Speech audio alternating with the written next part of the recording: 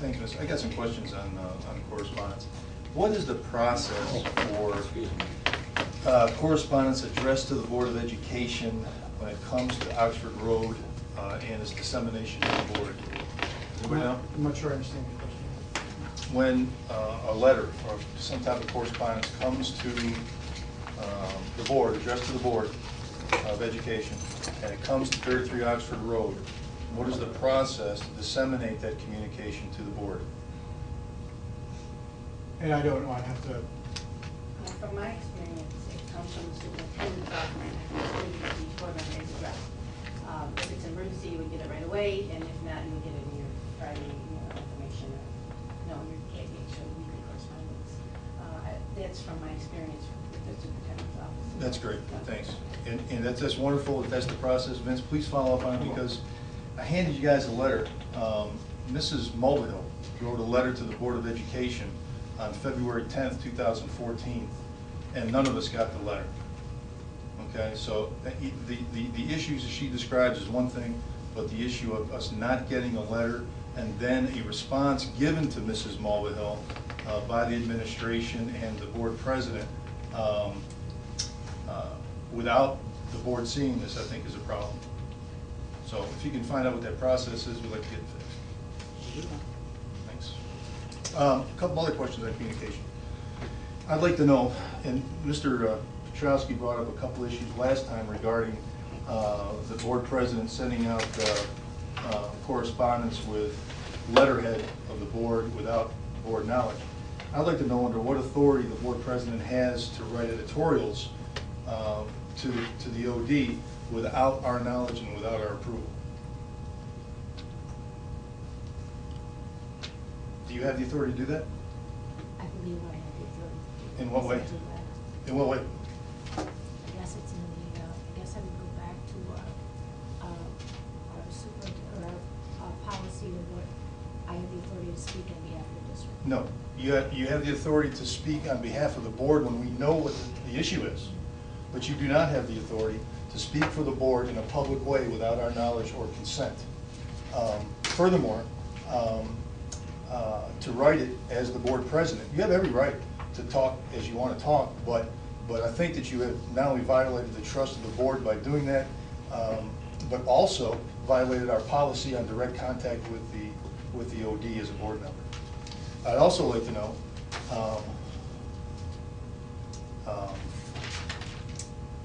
on what authority the board president has to send responses to other entities without the board knowledge and approval. Is there an authority for that? For example, if again, I believe I have the authority to represent the board. this came to the Board of Education, we never saw it, and you sent a response as board president without our knowledge or consent, and I want to know what authority you have to do that. Again, there's a chain of command in the district. The chain of command is Bob to Mary. They consulted me on getting back to that person. Mary got back, and the issue was resolved. Right, but your name was listed in the response. Correct. And the board never saw this. Correct. Under what authority do you have to do that? As board president. No, there's no authority by board president. You're circumventing your authority and Okay, overstepping your we'll get a bounds. reading. We'll get clarification. yeah, I'll talk to Bob and we'll get people. I have one more. Under what authority does the board president have to decide administrative questions, i.e. the meeting room for the request by the task force? I like to ask questions of the administration, but I don't recommend what they do about something. The board president decided when it became a board issue by Bob asking to not allow them to meet here. I want to know under what authority you have to do that, to make the administrative decision for Bob. John, you want to address that? You and I talked about I that. don't think that one was the president or the vice president making the decision. I think that was, we were asked, did Bob want us to make an exception to a standard practice? And so our position was, we need to be consistent and treat that organization like the others. So it wasn't that we were administering policy. We were simply saying, whatever the policy says, enforce that policy. But the response was given by the president to the task force as the president of the board. I want to know under what authority she has to make that administrative call without conferring with the board.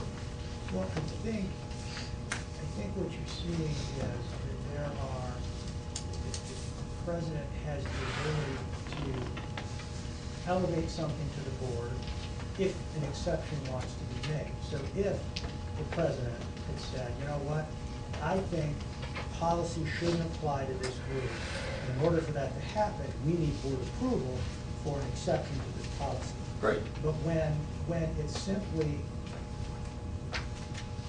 follow the policy, that's not a board decision. No, but the board president, sent an email that specifically said, I am not allowing this.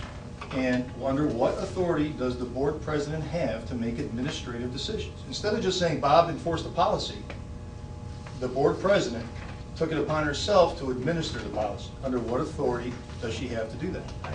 I will admit, I don't remember the email where the president said, I'm not allowing it, but having been involved in those discussions, it was never, in my opinion, that the president would not allow it.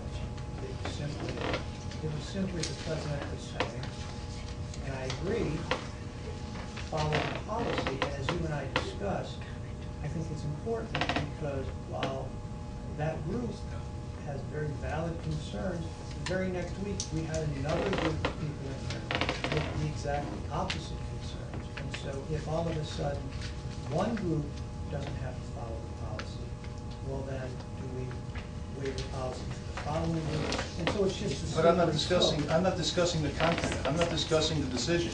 I'm discussing what authority And does the board president have to directly communicate with an outside entity to say, no, you can't do something when it's an administrative responsibility to do so? And there is none, is what I'm hearing. There is no authority. Well, and I guess what I'm saying is, I'm not aware that that's what happened. In the conversation I had, Bob, I think as a courtesy, asked if it's going to accept if we wanted to make an exception. And it was conveyed to Bob that we felt we needed to be consistent. But who are we, John? We meaning the officers of the board. Yeah, but why? Why, if Bob asked the board something and asked you something, doesn't it become a board responsibility? Well, there are, there are.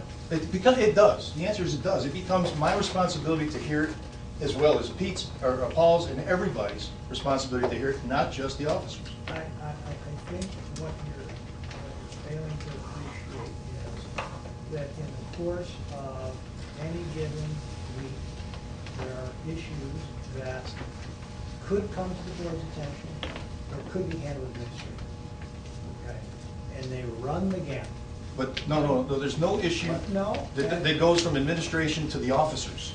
There are. There's no authority for officers to act alone. Okay, we're gonna cut this off, and we're gonna ask Vince to go back and see what my ultimate authority is and power. And I would, hope that you could report back out at the next meeting. Thank you, appreciate your concern. Okay, board committee.